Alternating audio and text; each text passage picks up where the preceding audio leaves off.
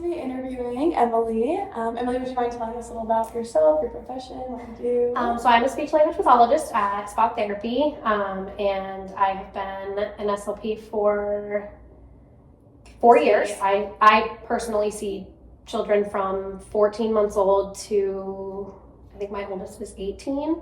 I see a lot of kids with ASD, Down syndrome, different chromosomal disorders, cerebral palsy, things like that, or just basic expressive receptive language kiddos who are just here for a little boost. In your services, is there any type of adaptive equipment you use to help them with their communication? Yes, so we use our AAC devices. They look like this.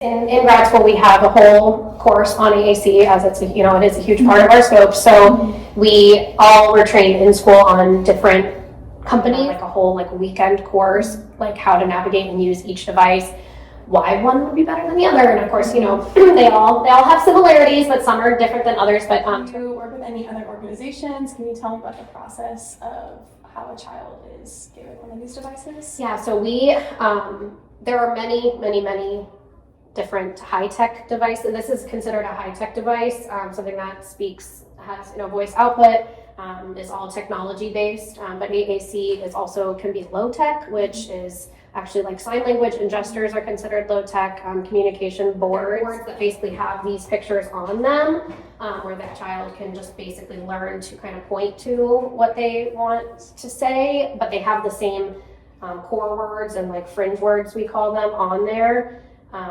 They just don't speak for them. It's more just pointing and then you following what they're pointing to.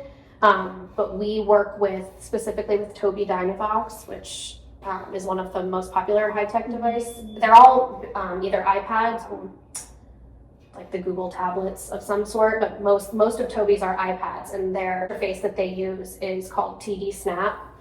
Work with the representatives from there, and when we are trying to decide if a child is appropriate or not for the device, we trial them. Once we do see some sort of success with it on our end, that's when we usually have the rep come in, and they bring all their different devices with the same interface on it. So some of them have Gorilla Glass, they call it. So if a kid tossed their iPad or anything like that, it won't break. The glass is pretty strong. Or they just have the basic one, and they have different sizes as well. If they have any eye deficits or anything, they have bigger screens with bigger pictures on them for them to see. With deciding between high tech and low tech, do you have a clinical reasoning on? Ultimately, our goal is to be able to get them from a communication board to a type of high tech device. Low tech devices are more just boards, and you can make them and customize them on the computer and then print them out and make them. But they can easily get ripped. They can easily get lost. They are not. There is no voice output behind it. So if the child, is just trying to point, there also isn't as much vocabulary. It's really only the core words, and which is okay because whatever you can get their message across with is what we ultimately want. But there's just not enough option for words. So their fringe vocabulary is what's your favorite foods? Who do you live with?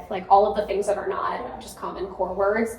And those are not on communication boards necessarily. So unless they're personally made for you. You have a sister, and your sister can put you on her device, and know that that's my sister, and not just a stick figure of a girl. It makes it more personal.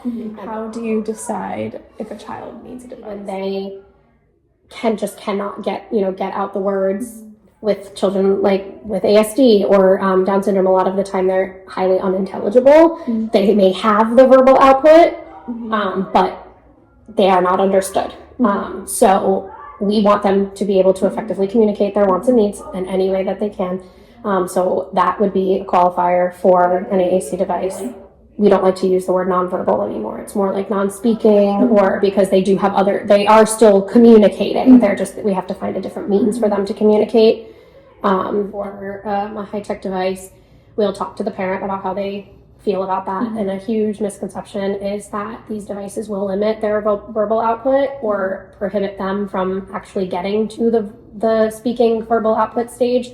And that is completely false. Mm-hmm. Research states that these type of devices actually promote verbal speaking language. So in the long run, if not, then they have their device, but there is no research that states that it will inhibit you from actually speaking. It's about 6 weeks usually for us to get it written up, the insurance company to authorize it and get them their device. Can you tell me a little bit about how you train your clients to use the device? Yes, so we always start by modeling throughout our sessions. We start there with the basics. I want, or I need, and just try to model. So they would do, I want. We customize them to the objects and the activities we have here. So while we're working on object identification or just basic vocabulary enhancement, we have boards that match all of our objects in there. So we'll take the objects out. We show them what the object is in person. So I'll pull out a physical cow and I'll say, what is this? Cow, and have them, make that connection. I see an apple, show them that you are, pushing apple just like you would any other language that you're trying to learn, the constant bombardment.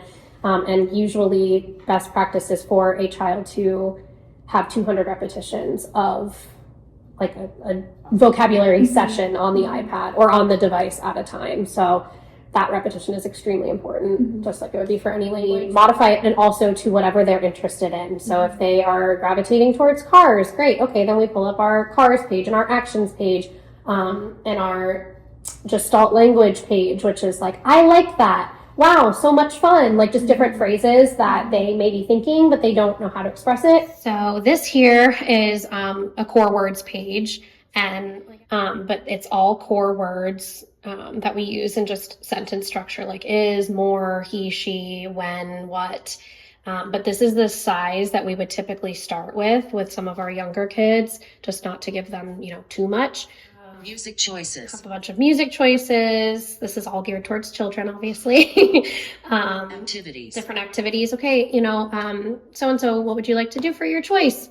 Bubbles, they can tell me, and then, we get them their bubbles. Yes, no. And then we'll work on yes, no questions, preference-based yes, no. You can, again, make them personal, but this is where you would go for a child's family names. You would we can upload their actual physical picture in there, just their name, however they want to do it, their friends, favorite movies.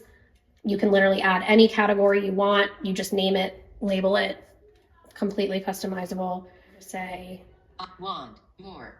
I want more. And they just want to repeat it, or they want to keep it there and they want to keep requesting. I want more. All they have to do is hit the speak button. I want more. And they're color coded based on types of vocabulary. Like these are yellow is pronouns and prepositions. Green is more action based. Quick fires, just different phrases that you would use in a conversational speech, good, I love that. Or my phrases, we could add, if a child loved to say, I love that, you could add that in. Many of our kids are thriving with their devices now, and it's really amazing to see. Yeah.